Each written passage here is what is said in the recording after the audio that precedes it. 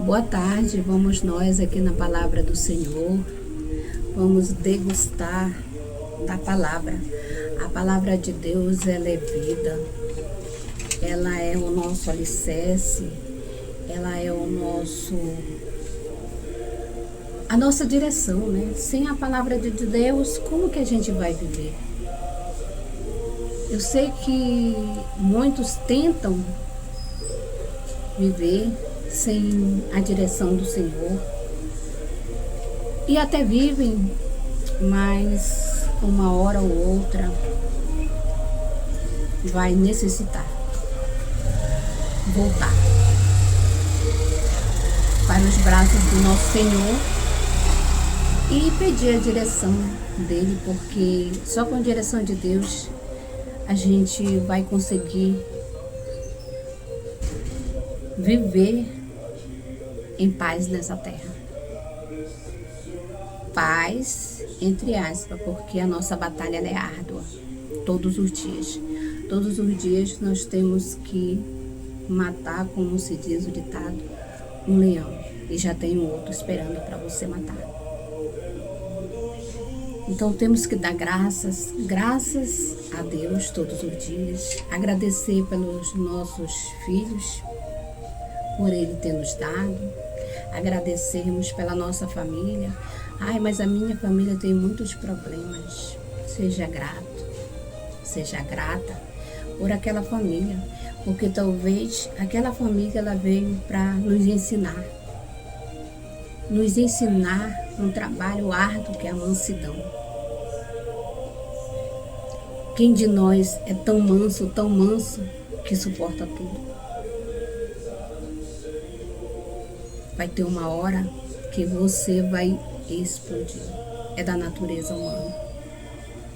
E por isso que o Senhor disse que nós temos que matar a nossa carne.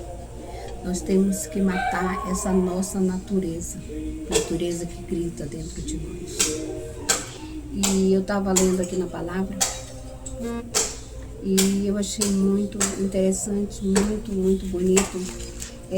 Se você quiser ler depois todo, Romanos 1:22. Que Deus, aquele que concede paciência e ânimo, os ajude a viver em completa harmonia uns com os outros, como convém os seguidores de Jesus Cristo. Mas será que nós temos andado com harmonia?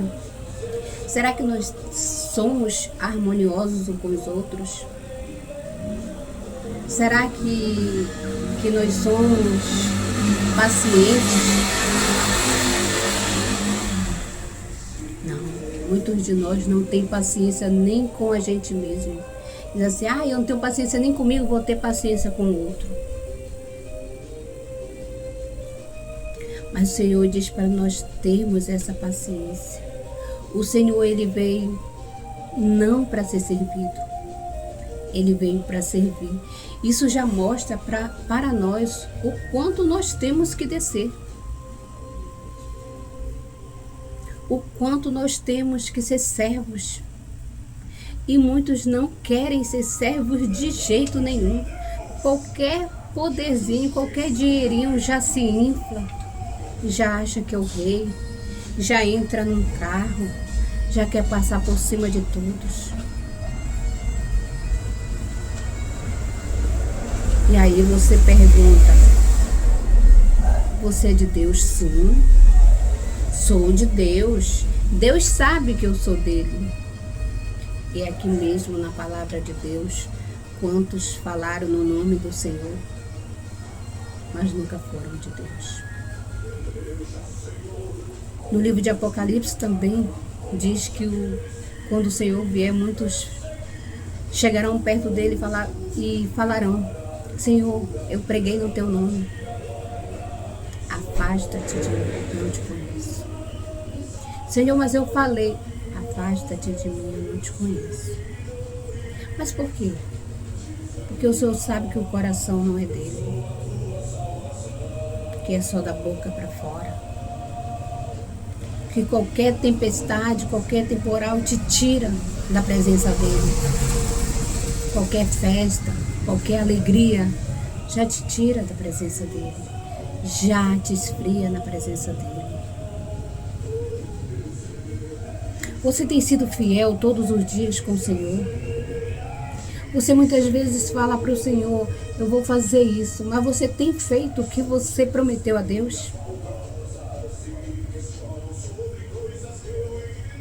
Porque o inimigo da nossa alma, ele vai trabalhar todos os dias para que você não pegue na palavra. Ele vai colocar milhões de coisas para que você não chegue até o tesouro. Porque ele sabe que se você chegar, você vai abrir os seus olhos. Seus olhos serão abertos. E você não vai mais ter esse brilho para o mundo. Vamos nós na palavra. Provérbio 20, 13 e 15. Se você ama o sono, acabará pobre. Mantenha os olhos abertos e terá fartura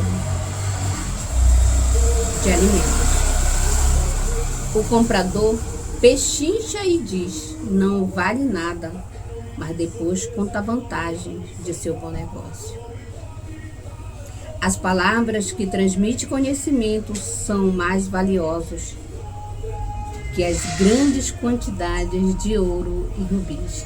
Eu estava falando sobre isso, mas vamos aqui na primeira parte. Aonde eu gravo, há muito barulho, porque passa a rua bem na frente de casa.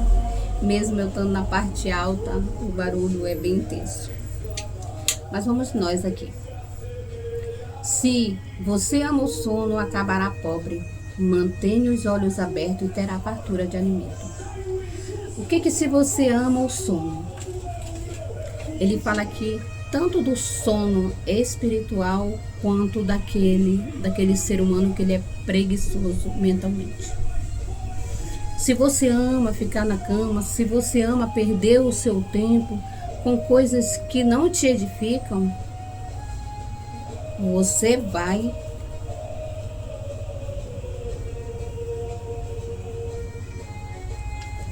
morrer pobre. Mas o que é essa pobreza? Não é a pobreza de dinheiro, mas é uma pobreza espiritual também. Porque você não vai ter conhecimento, você não vai ampliar sua mente, porque você ficou no casulo. Então tudo na nossa vida é escolhas. Ontem eu estava até comentando com a minha irmã sobre isso. Nós somos 7 irmãos.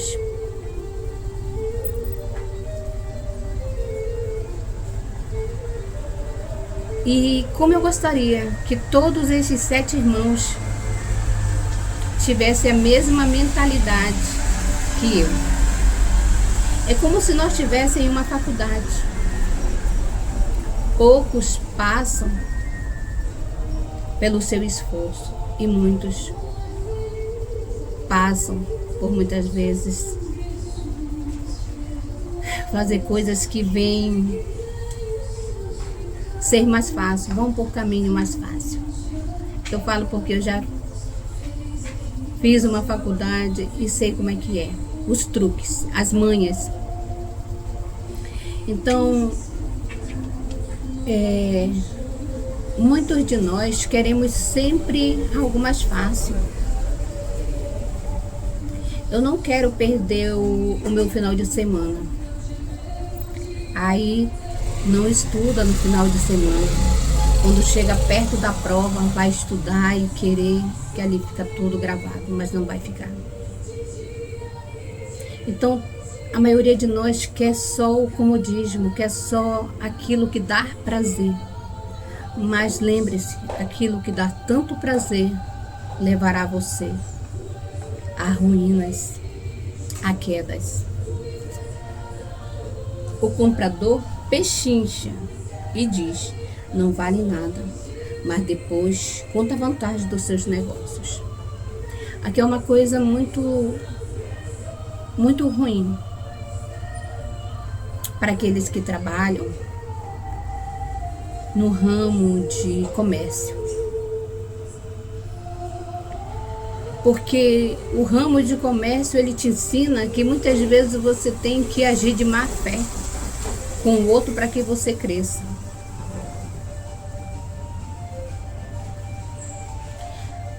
Mas muitas vezes você precisa perder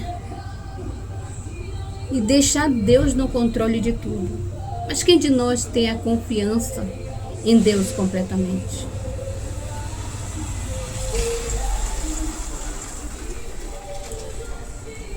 Essa confiança em Deus, ela tem que ser plena. Eu confio no Senhor e sei que Ele vai fazer o melhor para mim. E tenho certeza que quando Ele faz, eu fico até emocionada. Que eu já falei para vocês que eu vou gravar um vídeo só com as bênçãos recebidas, com os testemunhos que eles precisam. Porque os testemunhos vêm para glorificar cada vez mais o nome do Senhor Deus. As palavras transmitem conhecimentos. As palavras que transmitem conhecimento são mais valiosas que grandes quantidades de ouros e rubis. Os conselhos, eles são tão ricos, mas tão ricos, que não há ouro e rubim que chegue aos pés do conhecimento. E eu sempre falo para meus filhos que quando eu era adolescente, eu amava estar perto da minha avó. A minha avó, ela não era nem alfabetizada. Ela pegava o dedinho dela ali para receber a aposentadoria dela e ela cravava ali. Mas ela tinha tanto conhecimento para me oferecer que eu ficava ali horas e horas escutando. E isso serviu tanto para minha vida como base. Por quê? Porque eu olhei aquelas mulheres guerreiras, determinadas, valentes, com ousadias, mas muito nobres. Hoje a gente vê tantas coisas que são ensinadas que muitas vezes não vêm agregar em nada. Mas é o que são passados. Até hoje eu tenho comigo, estava até falando com um rapaz que é o nosso colaborador, eu tenho comigo, o meu esposo, ele senta na cabeceira da mesa. Por quê? Porque é ele quem está no comando. Não que ele venha a ser um ditador, mas ele está no comando. E eu sei que todo respeito tem que ser dado a ele, sendo ele com atitudes que muitas vezes venha ao contrário a minha, aí eu vou sentar, conversar com educação e falar: não achei legal que você fez isso. Muitas vezes ele pode gritar, ele pode se alterar sem entender, mas eu sei que lá no fundo, uma hora ele vai repensar sobre isso. Mas se você tem uma pessoa que é o seu esposo, que é aquele que comanda a casa, ele vai estar sempre sentado ali na cabeceira, representando o rei de sua casa, representando a coluna da sua casa. A mulher, ela tem que ser feita de doçura. Mas não esqueça, a doçura, ela não quer dizer que você vai aceitar tudo. A doçura para que seja a mansidão da sua casa. Mas você tem que ser uma mulher que tenha um pulso forte para auxiliar o rei. Porque do lado do rei não é qualquer uma. É aquela que realmente sabe se pôr, se comportar no lugar. A mulher sábia, ela edifica todo o lar, mas a tola, ela destrói, porque não tem conhecimento. E nós, mulheres, só encontramos o conhecimento na palavra do Senhor. Um ótimo sábado na presença do Rei.